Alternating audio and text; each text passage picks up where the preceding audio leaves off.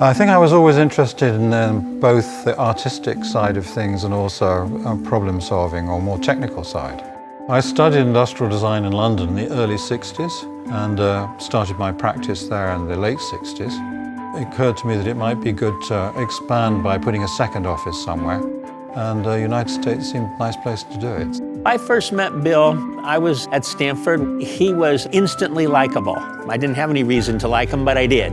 In Moggridge Associates in London, they were designing technological-based things, but they were also designing, waste baskets and silverware and lamps and all the things you would expect an industrial designer to do.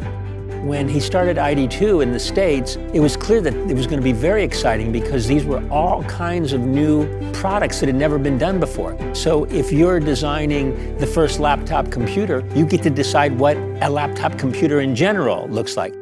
I had the opportunity to design a complete computer, which was the grid compass computer. My role at the beginning was to design the physical form.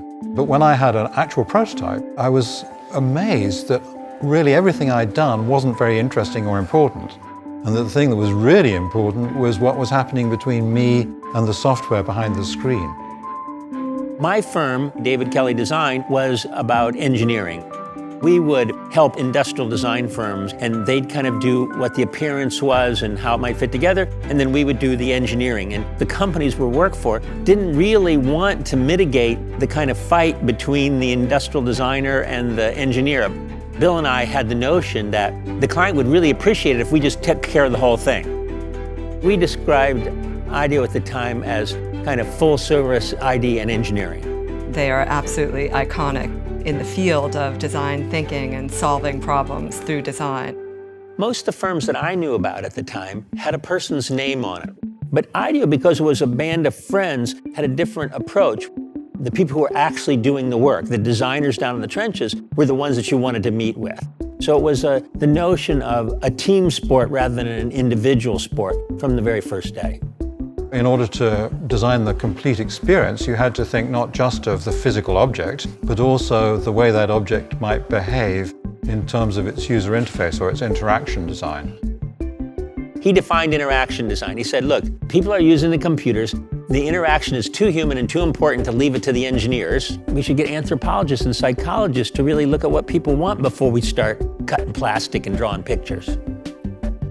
I found myself as a manager of design teams or helping interdisciplinary teams of people work together rather than being an individual creator. Bill's role at IDEO was to be the visionary for what we should focus on next.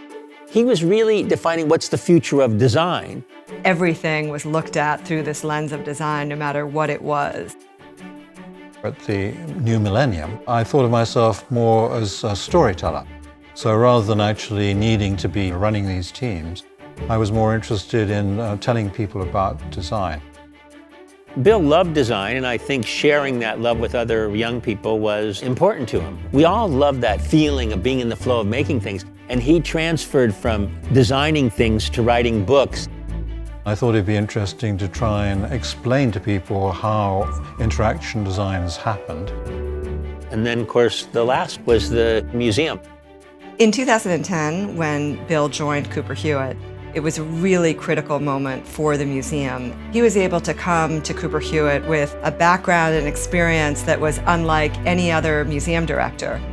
It really was this wonderful levity of Bill Moggridge walking through the halls, adding humor to our day and adding a positive outlook to everything that we were doing. Bill's impact is really clear. He invented both the notion of human-centered design and interaction design. Designers should be the ones defining a lot more than just what the product looks like. His contribution is that design is much more than what you thought it was before Bill Moggridge was in the world.